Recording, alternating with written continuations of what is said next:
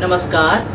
बृहन्मुंबई महानगरपालिका शिक्षण विभाग अंतर्गत व्हर्च्युअल क्लासमध्ये तुम्हा विद्यार्थ्यांचे हार्दिक स्वागत. मी प्राची लोटबे आज तुम्हाला इयत्ता 10वी गणितमधील एक महत्त्वाचा पाठ शिकवणार आहे. चला तर पाठाला सुरुवात करूया. नमस्कार, मी प्राची लोटबे तुमची व्हर्च्युअल टीचर. आज तुम्हाला शिकवणार आहे इयत्ता 10वी गणित भाग 1 मधील एक महत्त्वाचं प्रकरण, ते म्हणजे वर्ग समीकरण. या प्रकरणाचा पुढील भाग आपण आज पाहणार आहोत.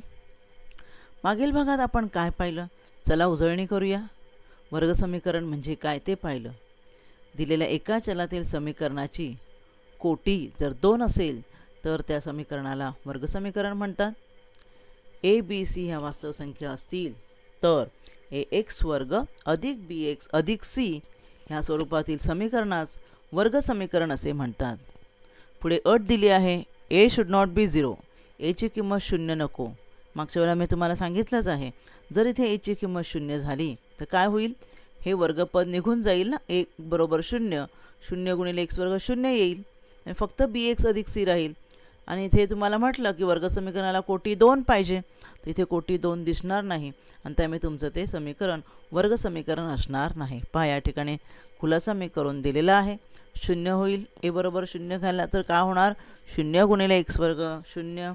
समीकरण फक्त बी एक्स अधिक सी राहील, की जे वर्ग समीकरण नाही. त्यामुळे काळजी घ्यायची किमती घालताना की एची किंमत 0 नको.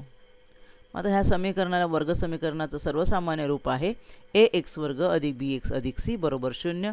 जिथे ए आणि बी हे सहगुणक आहेत एक्सचे, बघा एक्स वर्ग आणि एक्स आहे, आणि सी हा स्थिरांक आहे. हे आपण मागच्या भागात पाहिलं. आणि आपण मागच्या भागामध्ये पाहिलं तर वर्ग समीकरण सोडवणे म्हणजे त्या वर्ग समीकरणातील चलाच्या किमती काढणे, की ज्या किमतीमुळे समीकरणाचं समाधान होईल त्याला वर्ग समीकरणाचं मूळ किंवा उकल असे म्हणतात. तर त्या एकशा किमती काढणे म्हणजे वर्ग मूळ काढणे, यालाच वर्ग समीकरणाच्या वर्ग समीकरण सोडवणे असे म्हणतात. मग हे वर्ग समीकरण सोडवायला वेगवेगळ्या पद्धती आहेत. आपण अवयव पद्धत पाहिली. अवयव पद्धतीमध्ये काय आहे की तुम्ही प्रथम अवयव पाडायचे दिलेल्या त्रिपदी आहे ना, आणि अवयव गुणाकार रूपात येतात. आपण पाहिली उदाहरणं सोडवताना. मग त्यामध्ये 2 कंसांचा गुणाकार बरोबर 0, म्हणजे जर एक किंमत 0 असेल, इथे तुम्हाला मी दिले बघा, ए गुणिले बी बरोबर गुणाकार 0 असेल तर ए तरी 0 असेल किंवा बी तरी 0 असेल, आपल्याला माहीत नाही. ह्या तत्वाचा उपयोग करून अवयव पद्धतीच्या साहाय्याने आपण वर्ग समीकरणं कशी सोडवतात हे पाहिलं आहे. दुसरी पद्धत आहे पूर्णवर्ग पद्धत. पूर्णवर्ग पद्धतीमध्ये काय करायचं, असं तिसरे पद जे आहे, तिसरे पद काढायचं हे सूत्र आहे बी अपॉन √2√a वर्ग. या पद्धतीने तिसरे पद काढायचं आणि समीकरण सोडवायचं आहे. पण यावर आधारित उदाहरणं आपण नाही घेतली आहेत, कारण हे अकॅडमिक इयर 2021 करता ही जी पद्धत आहे पूर्णवर्ग पद्धत, त्यावर आधारित तुम्हाला उदाहरणं येणार नाही आहेत. तिसरी सूत्र पद्धत. अवयव पद्धत आणि सूत्र पद्धत एवढ्याच 2 पद्धतींचा तुम्ही अभ्यास करायचा आहे. सूत्र पद्धत म्हणजे काय, हे एक्स वर्ग अधिक बी एक्स अधिक सी बरोबर 0 जर समीकरण असेल तर ए बी सी यांच्या किमती काढण्यासाठी हे एक सूत्र मिळालं आहे की -b plus minus √b² - 4ac upon 2a. आणि हे जे राशी आहे, ह्या राशीमध्ये आपण किमती घातल्या ए बी सीच्या तर आपल्याला समीकरणाच्या 2 उकली मिळतात. आणि म्हणून सूत्र पद्धत काय, तर एक्स बरोबर हे सूत्र, याला वर्ग समीकरणाचं सोडवण्याचे एक सूत्र असे म्हणतात. आणि यावरून आपल्याला 2 किमती मिळतात. -b plus √b² - 4ac upon 2a केलं एक किंमत, आणि -b minus √b² - 4ac upon केली दुसरी किंमत. आणि त्यांना अक्षरंसुद्धा आपण दिली होती. ए म्हणजे प्लस असतानाची किंमत अल्फा आणि दुसऱ्याला बीटा. कोणत्याही अक्षरांनी दाखवली तरी चालतात, पण आपण इथे अभ्यासाकरता पुस्तकात दिल्याप्रमाणे अल्फा आणि बीटा हीच अक्षरं आपण वापरणार आहोत. आजच्या भागात आपण काय शिकणार आहोत, वर्ग समीकरणाच्या मुळाचे स्वरूप. वर्ग समीकरणाची जी मुळं तुम्ही जी काढता ती कशी आहेत, समान आहेत की वास्तव आहेत वगैरे, हे पाहायचं आहे आपल्याला. मुळाचं स्वरूप म्हणजे मूळ कसं आहे ते, त्यासाठी आधी थोडंसं आपण जाणून घेऊया. हे एक वर्ग समीकरण आहे आणि त्या वर्ग समीकरणाचं -b plus minus √b² - 4ac upon 2a ह्या पद्धतीने 2 मुळं निघतात. हे आपण मागील भागात पाहिलं आहे. ठीक आहे. मग तो जो बी स्क्वेअर मायनस ए सी आहे ना, 4ac वर्गमूळ चिन्हात, त्याच्या किमती कशा येतात त्यावरून मुळाचं स्वरूप कळतं. उदाहरणार्थ पहिलं बघा, समजा बी स्क्वेअर मायनस 4ac किंमत 0 असेल. किती असेल? 0 असेल. तर एक्सची किंमत काय येईल बघा बरं बाळांनो, मायनस बी प्लस मायनस ह्या रूटचीच किंमत 0 दिली आहे. रूटची किंमत काय दिली आहे? 0. त्यामुळे रूट 0 येणार अपॉन 2a तसंच आहे.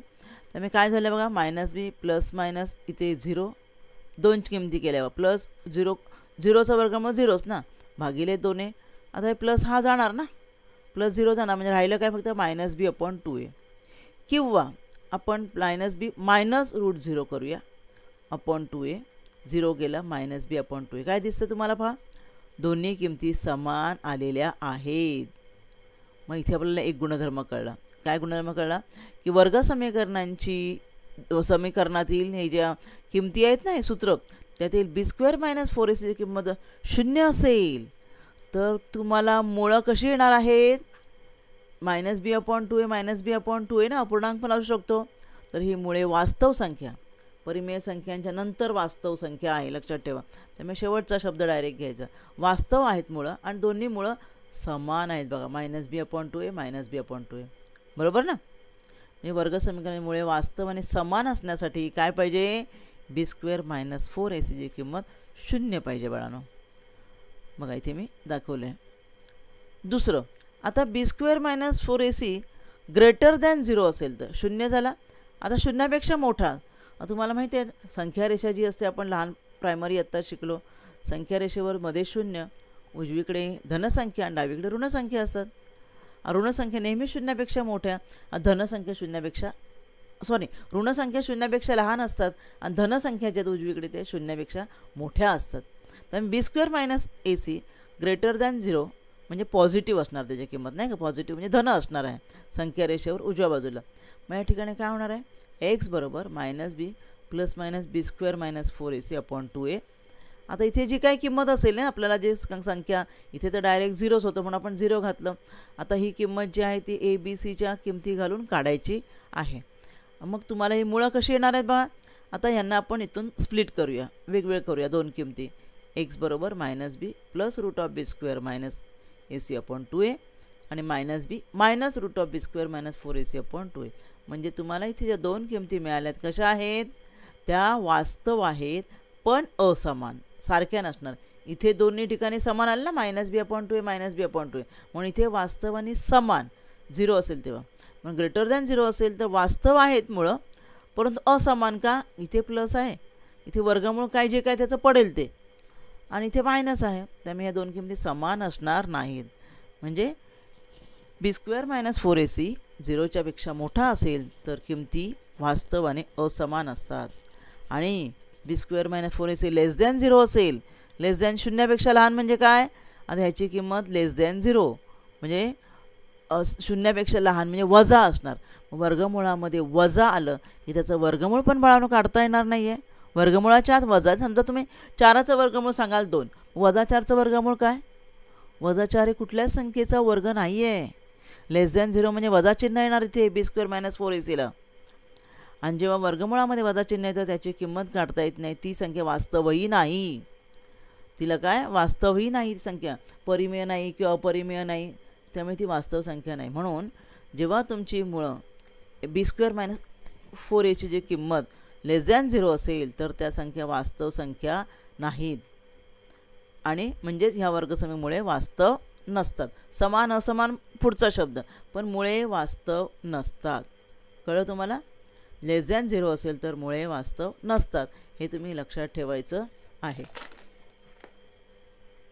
म्हणजे 3 आपण पाहिलं, 3 गोष्टी. काय पाहिलं आपण? ज्यावेळेला ए स्क्वेअर प्लस बी एक्स प्लस सी ह्या मुळांचं स्वरूप बी स्क्वेअर मायनस 4ac या किमतीवरून ठरतं, बरोबर ना? आणि म्हणून या बी स्क्वेअर मायनस 4ac काय म्हणतात? विवेचक, वर्ग समीकरणाचा विवेचक म्हणतात. डिस्क्रिमिनंट काय म्हणतात? डिस्क्रिमिनंट असे म्हणतात. आणि तो डेल्टा या ग्रीक अक्षराने दाखवतात. म्हणजे आपण डेल्टा लिहू शकतो बी स्क्वेअर मायनस 4ac. बी स्क्वेअर मायनस 4ac विवेचक असे म्हणतात आणि तो डेल्टा या अक्षराने दाखवतात. कुठल्या अक्षराने दाखवतात? डेल्टा. आणि आता जे मी सांगितलं ते एक एक पाहूया आपण. डेल्टा म्हणजे बी स्क्वेअर मायनस 4ac हे लक्षात ठेवा. डेल्टा जर 0 असेल तर वर्ग समीकरणाची मुळे समान आणि वास्तव, बरोबर ना. आणि डेल्टा जर ग्रेटर दॅन 0 असेल तर वर्ग समीकरणामुळे भिन्न वास्तव संख्या असतील. भिन्न म्हणजे असमान. आणि लेस दॅन 0 असेल तर वर्ग समीकरणाची मुळे वास्तव संख्या नसतात. या 3 गोष्टी तुम्ही लक्षात ठेवायच्या आहेत. आता इथे आपल्याला आपण काही उदाहरणं पाहूया. काही कृतीयुक्त प्रश्नसुद्धा आहेत तुमच्या पुस्तकामध्ये, ते सुद्धा आपण पाहणार आहोत. इथे तुम्हाला खाली दिलेल्या माहितीवरून रिकाम्या जागा भरायच्या आहेत. खाली दिलेल्या माहितीवरून काय दिले बघा. तुम्हाला मी किमती दिल्या आहेत. डिस्क्रिमिनंट म्हणजे जो डेल्टा आहे ना विवेचक, त्याच्या मी वेगवेगळ्या किमती दिल्या. त्यावरून मूळ कसं असेल तुम्ही सांगायचं आहे. बघा हे 50 आहे किंमत. 50 म्हणजे किंमत कशी आहे विवेकाची? विवेचकाची कशी किंमत आहे? ग्रेटर दॅन 0 आहे ना, शून्यापेक्षा मोठी. त्यामुळे मुळं कशी असणार आहेत? वास्तव आणि असमान. कशी असणार आहेत? वास्तव आणि असमान. कळलं? -30 दिलं आहे बघा. वर्गमुळाच्या आतमध्ये बी स्क्वेअर मायनस 4ac असतो. तर वर्गमुळाच्या आत वजा चिन्ह म्हणजे मुळं वास्तव नाहीत. कळलं? आणि त्यानंतर विवेकाची किंमत 0 म्हणजे मुळं वास्तव आणि समान येणार आहेत. कारण बी स्क्वेअर मायनस 4ac भागच जाणार ना 0 झाल्यावर, त्यामुळे किमती समान असणार आहेत. अजूनही तुम्हाला बाळांनो 1-2 मार्काला कृतीयुक्त प्रश्न असतात. त्यामुळे इथे आपण कृतीयुक्त प्रश्न घेतलेला आहे. 1 मिनिट. हां, आपण या ठिकाणी हा कृतीयुक्त प्रश्न घेतलेला आहे. काय प्रश्न आहे बघा. वर्ग समीकरण दिलेलं आहे तुम्हाला आणि त्या वर्ग समीकरणाची ax वर्ग bx अधिक c बरोबर 0 मध्ये विवेचक जो आहे त्याची तुम्हाला किंमत दिलेली आहे. विवेकाची काय दिली आहे बघा किंमत. एकदा बी स्क्वेअर मायनस 4ac 5 दिलेला आहे आणि इथे बी स्क्वेअर मायनस 4ac -5. आता 5 दिला आहे म्हणजे काय? वर्ग समीकरणाची मुळं कशी असणार आहेत? धन आहे ना. धन म्हणजे ग्रेटर दॅन 0 आहेत. त्यामुळे मुळांचं स्वरूप काय असणार आहे? वास्तव व असमान. बरोबर ना.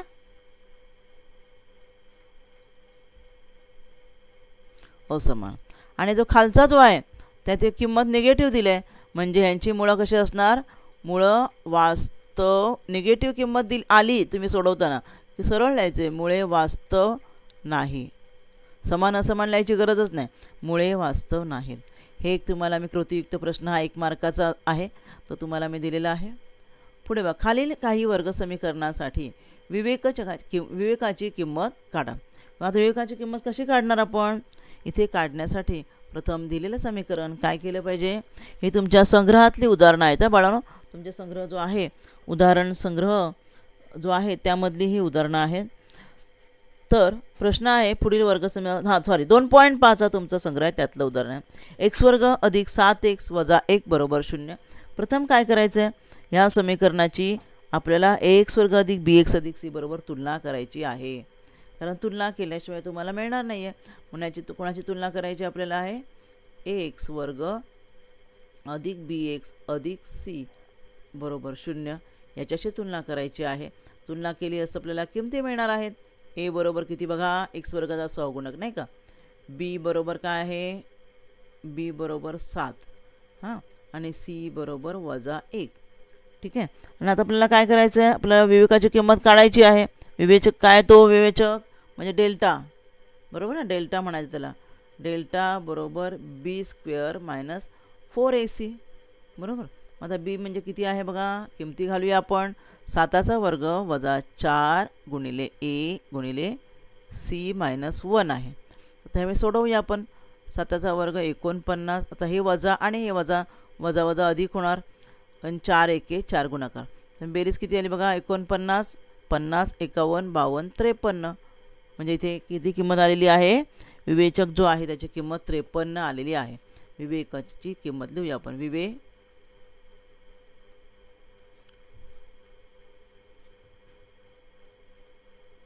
विवेकाची किंमत बरोबर 53. कळलं? असं तुम्हाला सोडवायचं आहे. अगदी सोपं आहे. दुसरं उदाहरण आपण पाहूया.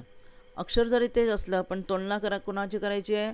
वर्ग समीकरणाचं जे मूळ समीकरण आहे ax वर्ग अधिक बी एक्स अधिक सी याच्याशी तुलना केली असता आपल्याला काय मिळणार आहे? ए बरोबर 2 मिळणार आहे, बी बरोबर मिळणार आहे -5 आणि सी बरोबर 10. ठीक आहे. मी आता मग किमती काढूया आपण. डेल्टा म्हणजे B square minus 4ac. Delta is equal to B square minus 4ac. तर बीची किंमत आहे -5 म्हणजे -5चा वर्ग -4 गुणिले 2 गुणिले 10. तर -5चा वर्ग म्हणतो वजा जरी असली तरी वर्ग धन असतो. -4 गुणिले 2 4 2 8 गुणिले 10 8 10 किती 80. तर मी आपल्याला काय करायचं आहे? 8 10 80 कोणातून वजा करायचे आहेत? हे आलेली संख्या 25मधून वजा करायची आहे. 25मधून वजा केली किती येणार आहे पहा बरं. 25मधून वजा करायचे तर उलट वजाबाकी करायची आपल्याला 55 येणार आहे. किती येणार आहे? 0तून 5 गेले 5 आणि 8तून 3 गेले 5 बरोबर. आणि ते चिन्ह काय येणार आहे? त्याला वजा चिन्ह येणार आहे. काय चिन्ह येणार आहे? वजा. तर मी ते विवेकाची किंमत किती झाली? विवेकाची किंमत म्हणजे डेल्टा नाही का. तर डेल्टाची किंमत इथे होणार आहे -55. समजलं तुम्हाला?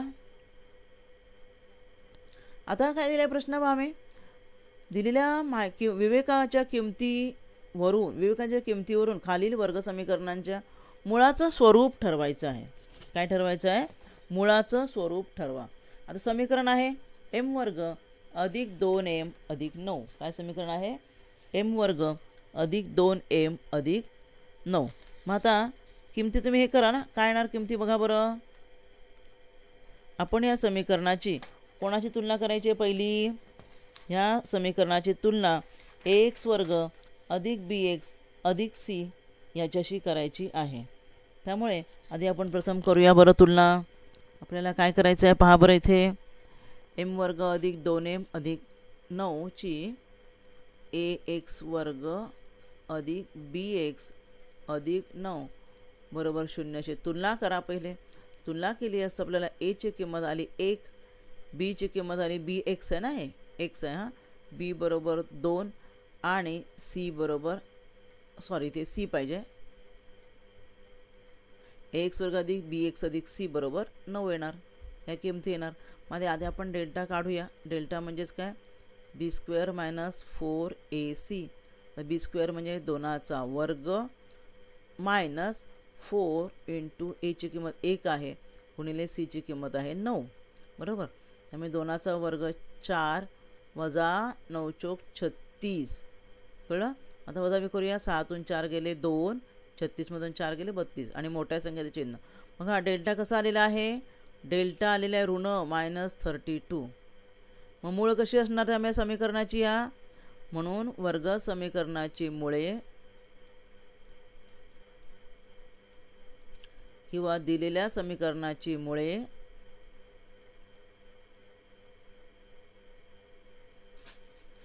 कशी असणार आहेत? डेल्टा निगेटिव्ह आला म्हणजे वास्तव नाहीत बरोबर ना. वर्गमूळ चिन्हाच्या आतमध्ये ऋण किंमत आली की ती मुळं समान असमान तर नाहीच, वास्तवच नाहीत ते. कळलं तुम्हाला? अशा प्रकारे हे उदाहरण सोडवायचं आहे. आता आपण दुसरं उदाहरण पाहूया. हे बघा, ह्या ठिकाणी पुन्हा आपण तुलना करायची आहे. ax वर्ग अधिक bx अधिक c बरोबर 0 बरोबर तुलना केली असता a बरोबर येणार 2, b बरोबर -7 आणि c बरोबर 2. मग आपण आता डेल्टाची किंमत काढूया. Delta is equal to B square minus 4ac. आता बी स्क्वेअर म्हणजे कोणाचा? -7चा वर्ग minus 4 into A into C. मग किती? -7 म्हणजे 7चा वर्ग 7 7 49 वजा 2 दुने 4 4 चोक 16. 49मधून 16 गेले, 9तून 6 गेले 3 राहिले, 4तून 1 गेला 3 आणि धन आली संख्या. म्हणजे इथे ह्या वर्ग समीकरणाची मुळं कशी असणार आहेत? वर्ग समीकरणाची किंवा दिलेल्या समीकरणाची म्हणू शकता तुम्ही. वर्ग समीकरणाची मुळे 33 आली किंमत, पण तिथे घालताना अधिक वजा होतं ना, ते मुळं वास्तव आहेत व असमान. वास्तव व काय असमान. शून्य डेल्टाची किंमत शून्य आली तरच आपण समान म्हणू शकतो. वास्तव व असमान आहेत. कळलं तुम्हाला?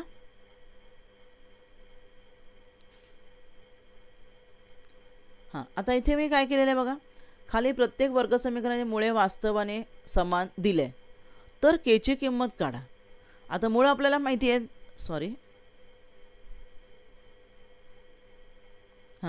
मुळं आपल्याला इथे कशी वास्तव आणि समान त्याने दिलेलं आहे. वास्तव आणि समानचा अर्थ काय? वास्तव आणि समानचा अर्थ काय की डेल्टाची किंमत शून्य, बरोबर ना? पहिलाच भाग आपण पाहिला होता. वास्तव असं म्हणजे समान म्हणजे डेल्टाची किंमत शून्य. आधी आधी प्रमाण या ठिकाणी लिहूया बरं. काय लिहायचं आपल्याला? समीकरणाची ax वर्ग अधिक bx अधिक cची तुलना केली असता a ची किंमत येते आहे 3, b ची किंमत येते आहे k, त्याची आपल्याला किंमत काढायची आहे, आणि c बरोबर 0. आता दिलेली मुळे कशी आहेत? मुळे वर्गसमीकरणाची मुळे मी थोडक्यात लिहिते. मी वास्तव व समान आहेत. म्हणून डेल्टाची किंमत, डेल्टा म्हणजे काय? b² - 4ac याची किंमत काय असणार आहे? 0, बरोबर ना? आता आपण किमती घालूया आपल्याला मिळालेल्या. b ची किंमत म्हणजे k आहे बघा, म्हणजे kचा वर्ग वजा 4 गुणिले a ची किंमत 3 आहे गुणिले c ची किंमत 12 आहे बरोबर 0. आता ह्या सर्वांचा गुणाकार करूया आपण. k वर्ग वजा 4 त्रिक 12, 12 12 44 आहे. k वर्ग वजा 144 आलं. आता आपण बाजू बदलूया. k बरोबर 144 k वर्ग म्हणजे k काय येणार मग? 144चं वर्गमूळ. मग 144चं वर्गमूळ काय? वजा 12चा वर्ग पण 144 ने अधिक 12चा पण तोच असतो, म्हणून k बरोबर अधिक वजा 12 लिहूया. म्हणजे kच्या दोन किमती या ठिकाणी येणार. कोणत्या दोन किमती येणार kच्या? अधिक आणि वजा 12. समजलं तुम्हाला? ठीक आहे. इथे kची किंमत आपल्याला आलेली आहे. आता इथे आपण काढूया kची किंमत. पहिला आता आपल्याला हे काय करावं लागेल? सोडवावं लागेल. कळलं ना? कसं आपण सोडवणार हे उदाहरण?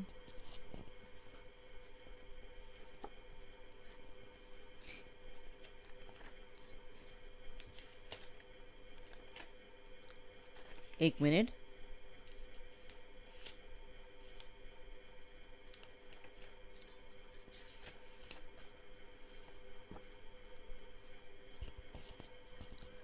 तर इथे आपण हे उदाहरण सोडवायचं आहे, कारण वर्ग समीकरण जसं दिसत नाही आहे. त्यामुळे kx ने गुणल्यावर kx वर्ग होणार वजा 2kx अधिक 6 बरोबर 0. असं तुम्हाला समीकरण इथे मिळालेलं आहे, बरोबर ना? आता ह्याची आपण तुलना x वर्ग अधिक bx बरोबर केली असता, बरोबर ना? a बरोबर तुम्हाला मिळणार आहे k, b बरोबर -2k आणि c बरोबर 6. आता अट काय दिलेली आपल्याला आहे? हे वर्ग समीकरणाची मुळे कशी आहेत? मुळे वास्तव व समान आहेत. बरोबर? समान आहेत. त्यामुळे काय ना, डेल्टा इक्वल टू 0 है ना? डेल्टा म्हणजेच काय? b² - 4ac equal to 0. आपण किमती घालूया आता. b² म्हणजे -2kचा वर्ग वजा 4 गुणिले a ची किंमत आहे k गुणिले c ची किंमत आहे 6 बरोबर 0. व्यवस्थित सोडवूया आपण. आता -2kचा वर्ग म्हणजे वजा 2चा वर्ग 4k वर्ग वजा इथे बरोबर 4 × 24k बरोबर 24k बरोबर 0. आता इथे आपण कॉमन काढूया. 4 कॉमन आहे आणि एक k पण कॉमन आहे ना, त्यामुळे इथे राहिलं फक्त एक k. इथे 4 × 24 6च राहिले, कारण k आपण कॉमन काढलं. आता बघा, हे आपल्या वर्ग समीकरणाप्रमाणे आलं ना. इथे हे आणि हे दोन, या दोघांचा गुणाकार 0 म्हणजे एकतर 4k ची किंमत 0 किंवा k वजा 6 ची किंमत 0, बरोबर ना? असं येणार की नाही? आता 4k ची किंमत म्हणजे 0 म्हणजे ही एक किंमत झाली k ची, किंवा दुसरी किंमत काय आली? k वजा 6 म्हणजे k बरोबर 6 ही त्याची दुसरी किंमत झाली. म्हणजे आपण दोन किमती इथे काढलेल्या आहेत. दोन किमती काय काढल्या आपण, एक के बरोबर -6 0 आणि एक आपण काढली के बरोबर 6. समजलं तुम्हाला कसं सोडवायचं ते उदाहरण. तर अशा प्रकारे व्यवस्थित तुम्ही किमती घालून तुम्ही काय करू शकता, काढू शकता.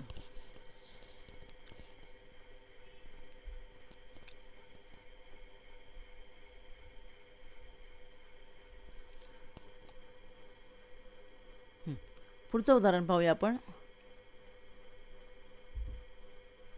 वर्गसमीकरणाची मुळे आणि सहगुणक यांच्यातील संबंध काय. आता बघा आपण पाहिलं वर्गसमीकरण ax वर्ग अधिक bx अधिक c याची दोन मुळे अल्फा आणि बीटा असतील तर अल्फा काय असणार आहे, अल्फा असणार आहे -b plus B square minus 4ac upon 2a ही पहिली किंमत असणार आहे, कळलं. आणि ही असणार दुसरी किंमत काय, -b minus B square minus 4ac upon 2a. ही दोन वर्गमूळ आहेत अल्फा आणि बीटा, त्यांना आपण नावं दिले.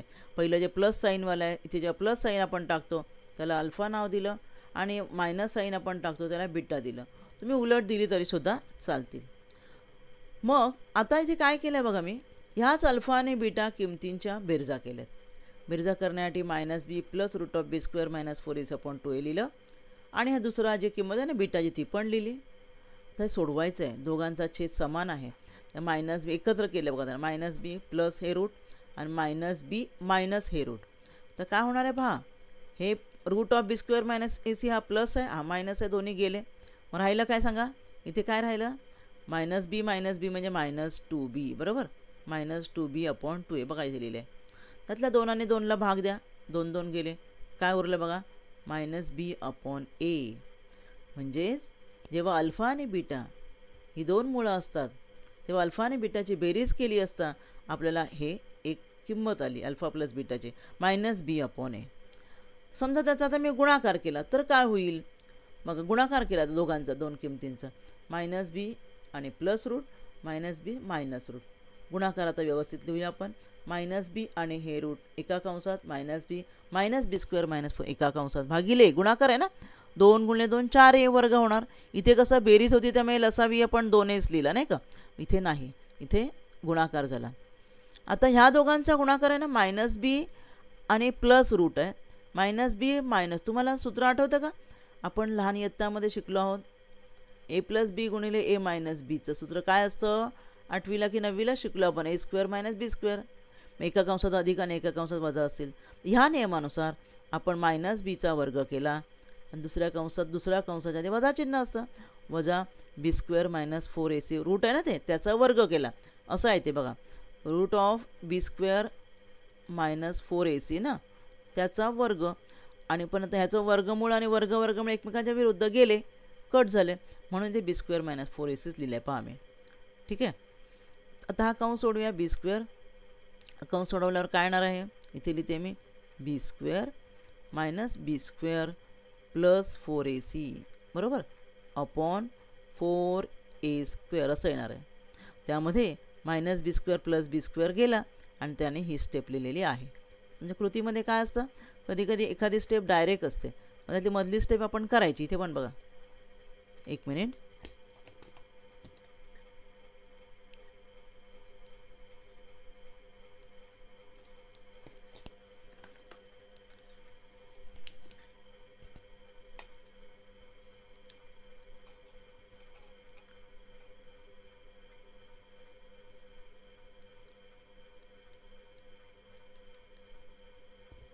एक मिनिट थांबा बाळांनो.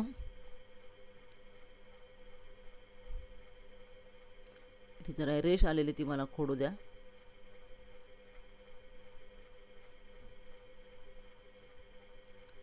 ठीक आहे. तर ह्या ठिकाणी हे -b अपॉन बी स्क्वेअर गेले 4ac अपॉन 4a स्क्वेअर आलं. हां, तर मी काय सांगत होते, इथे आपण दोन्ही छेद समान असल्यामुळे लसावी काढला, इथे आपण गुणाकार केलेला आहे. ठीक आहे. आता हे 4 4 गेले बरोबर ना, भाग लागून a स्क्वेअर, इथे वरती एक a आहे, इथला खालचा एक a जाणार बरोबर, एक a राहणार, वरती राहणार c, म्हणजे काय राहिलं c अपॉन a. काय राहिलं c अपॉन a. म्हणजे alpha plus beta -b upon येतं आणि alpha into beta c upon येतं. ह्या दोन किमती लक्षात ठेवायच्या, तुम्हाला उदाहरणं सोडवताना उपयोगी पडणार आहे. ठीक आहे. आता वर्ग समीकरणाची मुळे आणि सगुणक यातील संबंध आता जे आपण पाहिलं तेच इथे शॉर्टमध्ये मी दिले की जर एक्स अशा प्रकारे एक्स वर्ग अधिक बी एक्स अधिक सी बरोबर शून्यमध्ये अल्फा आणि बीटा ही जर मुळं असतील तर अल्फा अधिक बीटाची किंमत मायनस बी अपॉन ए असते आणि अल्फा इंटू बीटाची किंमत सी अपॉन ए असते. तर ह्यावर आधारित मी एकच कृतीयुक्त प्रश्न घेतला आहे, कारण हा जो भाग आहे अल्फा प्लस बीटा आणि अल्फा इंटू बीटाच्या किमती काढणे ह्या सन 20-21 करता रद्द केलेला आहे. त्यामुळे फक्त आपण कारण याच्याशिवाय आपण पुढे जाऊ शकत नाही म्हणून मी सूत्र तुम्हाला समजावून सांगितलेलं आहे. तर खालील चौकटीतली संख्या भरा. समीकरण दिले 10x वर्ग अधिक 10x अधिक 1 करता अल्फा अधिक बीटाची किंमत काय येईल. सोडवूया आपण. इथे अल्फा इथे आपल्याला जागा आहे ना, इथे मी सोडवते. ही कृती आहे, त्यामुळे कृती तुम्ही सोडवायची आहे. अल्फा अधिक बीटाची किंमत काय येईल. अल्फा अधिक बीटाचं सूत्र काय मायनस बी अपॉन ए नाही का. मग आता इथे बीची किंमत किती आहे 10 आहे बघा. एक्स वर्ग अधिक बी एक्स अधिक सी बरोबर तुलना करा 10 आहे आणि एची किंमत पण 10 आहे. त्यामुळे 10 एके 10 10 एके 10 गेले. काय येणार आहे अल्फा प्लस बीटाची किंमत -1 बघा या ठिकाणी मी लिहिली आहे बरोबर. आता आपल्याला अल्फा इंटू बीटाची काढायची आहे. मग अल्फा इंटू बीटाची किंमत आपण इथे काढूया. अल्फा इंटू बीटा म्हणजे गुणाकार करायचा आहे. काय त्याची किंमत सी अपॉन ए आहे. काय सी अपॉन ए पहा वरती इथे आहेच. तर मग सीची किंमत किती आहे ए आहे आणि एची किंमत 10 आहे. त्यामुळे ही किंमत आली 1/10. अशा प्रकारे ह्यावर आधारित ही उदाहरणं बरीच आहेत, परंतु ह्या वर्षीच्या अभ्यासक्रमात ह्या वर्षीच्या 20-21 हा भाग वगळल्याने ह्यावर जास्त उदाहरणं मी घेणार नाही आहे. आता मुळे दिली असता आता आपण पाहिलं वर्गसमीकरणाने मुळे आणि त्यांचा संबंध पाहिलेला आपण. आता तुम्हाला जर मुळे दिली असतील तर त्यावरून वर्गसमीकरण मिळवायचं. काय करायचं मुळे दिली असता वर्गसमीकरण तयार करायचं आहे. तर कशा प्रकारे करणार त्यासाठी फॉर्म्युला आहे बघा. अल्फा आणि बीटा ही एक्स या चलातील समजा वर्गसमीकरणांची मुळे आहेत. तर बघा काय केलं आहे बघा. एक्स बरोबर अल्फा नाही का पहिलं किंमत किंवा एक्स बरोबर बीटा. अल्फा आणि बीटा ह्या किमती आहेत ना, ह्या किमती आहेत ना त्यांच्या एक्सच्या. एक्सची एक अल्फा किंमत जी आपण बघा सूत्र पद्धतीने सोडवून काढतो त्याला नाव दिले आपण, एकाला अल्फा आणि एकाला बीटा. समजा आपण ह्या एक्सच्या किमती आहेत समजा. तर काय होणार आहे अल्फाची बाजू बदल केली एक्स मायनस अल्फा, बीटाची बाजू बदल केली हे अधिक आहे ना, बाजू बदलल्यामुळे एक्स मायनस बीटा झालं. आणि आपल्याला माहिती आहे नियम की दोन संख्यांचे गुणाकार 0 दाखवला आहे. याचा अर्थ या दोघांचा गुणाकार 0 असणार आहे बरोबर ना. ही किंमत एक्स वजा अल्फा 0 आहे किंवा एक्स वजा बीटा 0 आहे. आपण समीकरण सोडवतो त्याच्या उलट चाललो आहे. आपण उलट चाललो आहे. कसं चाललो आहे आपण समीकरणात काय करतो अवयव पाडतो बरोबर ना. अवयव पाडून 2 कंस करतो. मग एका कंसाला 0 आणि दुसऱ्या कंसाला 0 असं लिहितो ना. ते आपलं उलट चाललं आहे पहा. त्यामुळे ह्या दोन कंसांचा गुणाकार बरोबर 0. करूया गुणाकार. एक्स वर्ग वजा अल्फा एक्स इथे त्यानंतर एक्सने याला गुणायचं एक्स वर्ग, नंतर एक्सने वजा बीटाला गुणायचं वजा बीटा एक्स. तर मायनस अल्फाने गुणूया मायनस अल्फा एक्स आणि minus minus plus alpha beta. तर बघा इथे काय आलं आहे एक्स वर्ग minus alpha x minus beta x plus alpha beta. मग आपण इथे मायनस चिन्ह कॉमन काढलं तर काय राहील कंसात आणि एक्स पण आपण बाहेर काढूया पहा इथे काढलं आहे. तर काय येणार एक्स वर्ग वजा अल्फा प्लस बीटा कंसात आणि एक्स अधिक अल्फा बीटा बरोबर 0. हे काय आलं बघा. तुम्हाला जेव्हा अल्फा बीटा किमती दिलेल्या असतील त्यावेळेला काय अशा प्रकारे सूत्र लिहायचं आहे. अल्फा आणि बीटा ही जर मुळं असणार वर्गसमीकरण कसं तयार होणार अल्फा प्लस बीटा आणि अल्फा इंटू बीटा यावरून असं समीकरण तयार होणार. अल्फा अधिक बीटा काय जी तुम्हाला मुळं दिली आहेत त्या मुळांची बेरीज आणि अल्फा बीटा म्हणजे त्या मुळांचा गुणाकार. ठीक आहे. मग सूत्र समीकरण कसं केलं बघा. हेच समीकरण जे इथे दिसते ना तुम्हाला तेच समीकरण आपल्याला आलेलं आहे. इथे जे दिसते ना ते है ना. एक्स वर्ग वजा काय करायचं एक्स वर्ग वजा मुळांची बेरीज लिहायची आहे. वजा चिन्ह आलं मध्ये आलं पाहिजे कारण आपण बघा मगाशी किमती करताना alpha beta alpha plus beta minus B upon A आले. त्यामुळे ते वजा चिन्हच घालायचं आहे समीकरण तयार करताना. त्याला गुणिले एक्स लिहायचं अधिक मुळांचा गुणाकार म्हणजे अल्फा बीटा बरोबर 0. अशा प्रकारे तुम्हाला वर्गसमीकरण तयार करता येईल जर तुम्हाला मुळं दिली असतील त्यावेळेला हे सूत्र वापरायचं. ठीक आहे. आता आपण त्यावर उदाहरण पाहूया. हा मी तुम्हाला नियम दिला पुन्हा की अल्फा आणि बीटा ही एक्स या चलातील वर्गसमीकरणाची मुळं असतील तर एक्स वर्ग वजा मुळांची बेरीज गुणिले एक्स अधिक मुळांचा गुणाकार बरोबर 0. या सूत्राने आपल्याला वर्ग समीकरण मिळवता येतं. एक्स वर्ग वजा अल्फा अधिक बीटा एक्स अधिक अल्फा बीटा बरोबर 0. आता तुम्हाला मी एक कृती दिलेली आहे. कृती ह्या 1-1 मार्काच्या कृती बाळांनो फार महत्त्वाच्या आहेत आणि त्यामध्ये तुम्ही मार्क मिळवू शकता, पूर्ण मार्क व्यवस्थित केल्यावर. आता आपल्याला काय करायचं आहे, ह्या दोन मुळांची बेरीज दिली आहे 10 है ना. मुळांची बेरीज म्हणजे डायरेक्ट कसली किंमत दिली आपल्याला, अल्फा अधिक बीटाची. त्यामुळे एक्स वर्ग वजा 10x अधिक काय, मुळांचा गुणाकार ना, तो दिलेला आहे 9 बरोबर 0. झालं तुमचं समीकरण. एक्स वर्ग वजा 10x अधिक 9 बरोबर 0. कळलं तुम्हाला. म्हणजे इथे अल्फा अधिक बीटा लिहिलं पहिल्या चौकटीत आणि दुसऱ्या चौकटीत अल्फा आणि बीटाचा गुणाकार लिहिला आणि शेवटी बरोबर चिन्हाच्या उजवीकडे आला 0. अजून मी तुम्हाला काही उदाहरण दिले सोडवा प्रकारचे. कृती दिली आहे म्हणजे समीकरण मी वरती ठेवलेलं आहे. इथे अल्फाची किंमत 2 आहे आणि बीटाची किंमत 5 आहे. ही मुळे असणारे वर्ग समीकरण कोणते लिहायचे आपल्याला. मग एक्स वर्ग वजा काय, अल्फा प्लस बीटा नाही का. मग अल्फाची किंमत आहे 2 आणि बीटाची किंमत आहे 5. हे वजा लिहिलं. अधिक दुसऱ्या कंसात काय, अल्फा गुणिले बीटा. अल्फा गुणिले बीटा, अल्फा 2 आहे, बीटा 5 आहे. हे झालं समीकरण. आता सोडवूया हे. एक्स वर्ग वजा 2 अधिक 5 अल्फा अधिक बीटा नाही का. 2 अधिक 5 म्हणजे 7x आणि इथे 2 गुणिले 5, 5 दुने 10 बरोबर 0. समीकरण आपल्याला काय आलं बघा, हे एक्स वर्ग वजा 7x अधिक 10 बरोबर 0. कळलं तुम्हाला. तेच आहे, चौकटीत आहे, तेच मी लिहिलेलं आहे. ती पुढची कृती बघा. इथे सुद्धा वर्ग समीकरणांचे समीकरणात मुळांची बेरीज दिलेली आहे. तिथे तुम्हाला मी वेगवेगळा अल्फा बीटा दिले ना, तिथे मुळांची बेरीज दिली आहे बघा. अल्फा अधिक बीटा बरोबर, अल्फा अधिक बीटा दिले वजा 7 आणि ते मुळांचा गुणाकार दिला आहे म्हणजे अल्फा इंटू बीटा. हे आधी तुम्ही समजून घ्यायचं आहे. कळलं का.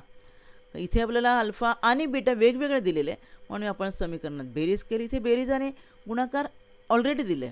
आता समीकरण तयार करायचं आहे. समीकरणाचा नमुना बघा मी वर ठेवला इथे. कसं आहे ना समीकरण बघा बरं. एक्स वर्ग आपण इथे लिहूया पाहिजे, मग तिथे लिहूया. एक्स वर्ग अधिक काय, समीकरण काय, अल्फा अधिक बीटा नाही का. अल्फा अधिक बीटाची किंमत वजा 7 आपल्याला दिलेली आहे. त्याला गुणायचं काय, एक्सने गुणायचं आणि मग काय अधिक alpha into beta. Alpha into beta किती आहे, 5 आहे बरोबर 0. म्हणजे काय आलं, आता हे सोडवूया आपण. एक्स वर्ग अधिक वजा 7x अधिक 5 बरोबर 0. हे समीकरण. आता तुम्ही चौकट बघा, चौकटी वगैरे ज्या असतात की नाही, जशाच्या तशा दिल्याप्रमाणे भरून तुम्ही पुन्हा लिहायच्या असतात. सोडवायचं आणि त्याखाली पुन्हा ती चौकट आखायची आणि चौकटीमध्ये किमती लिहायच्या असतात.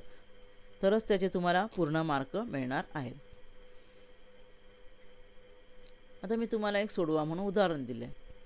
ज्या वर्ग समीकरणाची मुळे वजा 3 आणि वजा 7 आहेत असे वर्ग समीकरण तयार करा.